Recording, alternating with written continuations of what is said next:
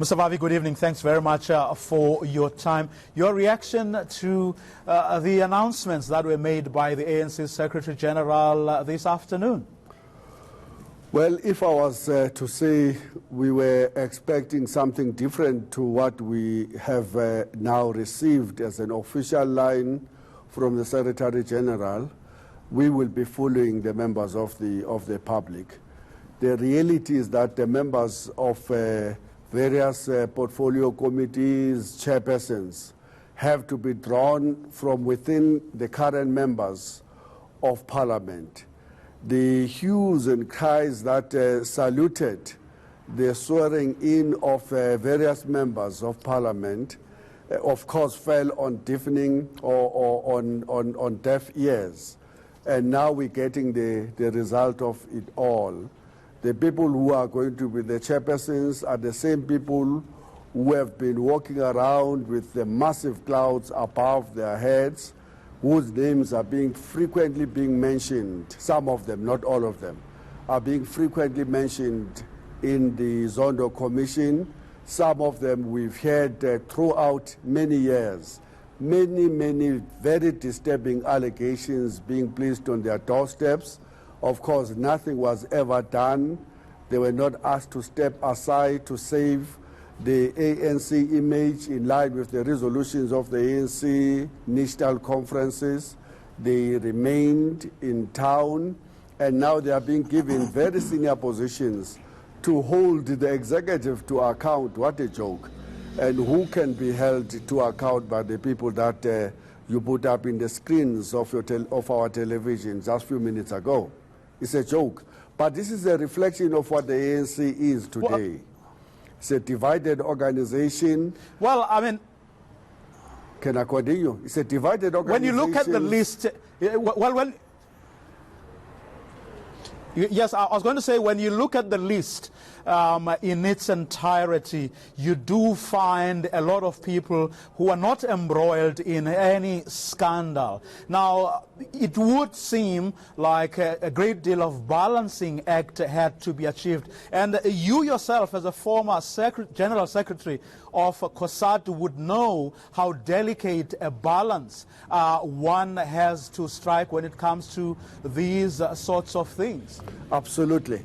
And I think that what you see in the cabinet and what you see in the chairpersons of the portfolio committees is a product of that very delicate balance of trying to find the most appropriate way of accommodating everybody that is inside the tent. It's an untenable situation, to be frank with you, because it says to South Africa, on one hand, we are embarking on a new dawn, and there's a new era. We no longer going to tolerate corruption. We're going to make unequivocal statements that we are now starting on a new slate. And but on the other lip, we're still going to have to embrace the same people who the public have begun to see them as being synonymous with the state capture allegation. And the point that I was trying to make before you interrupted me is that this is actually the reflection of the reality that we're going to have to contend with for the next 5 years in the ANC or under the ANC rule.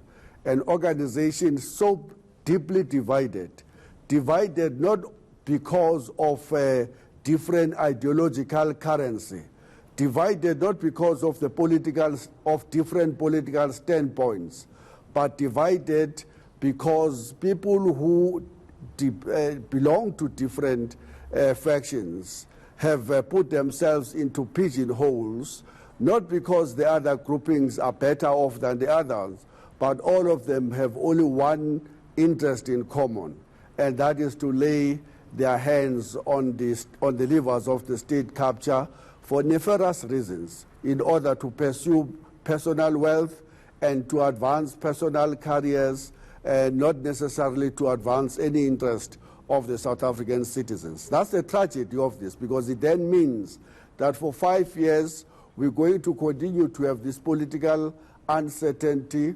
We're going to see all of these battles that are playing themselves up in public of different factions.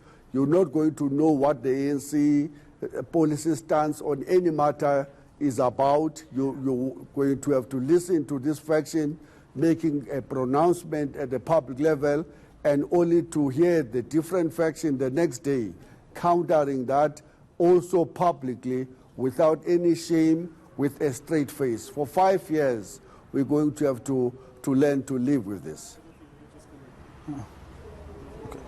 Mr. Vavi, very, very briefly, we have run out of time, but your party, your federation, SAFTU, issued a statement today saying you expect nothing but hell from tomorrow's State of the Nation address. Very, very briefly, tell us why you think that's what's going to happen.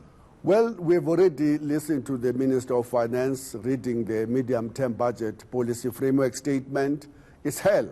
It's austerity, it's budget cuts, it's less and less ability of the state to provide services to the people. We have already listened to the State of the Nation address of the President in February last year. It's basically sticking with the status quo, with the policies that have been tried but dismally failed the poor and the working class over the past 25 years, a policy framework that have reproduced poverty, unemployment, and inequalities. And we expect nothing different. Instead, we know that we're going to be blamed for all of the crises that have been created through the programs such as the state capture, the pillaging of the state-owned enterprises and the state. And we expect to be told very nicely that we're going to have to bear the brunt of job losses at ESCOM, at SAA, at SABC, and in all other state enterprises. So that's what we're expecting to hear tomorrow. Mr. Zwelinzima Vavi, thank you very much for your time this evening, sir. He is the General Secretary of the South African Federation of Trade Unions.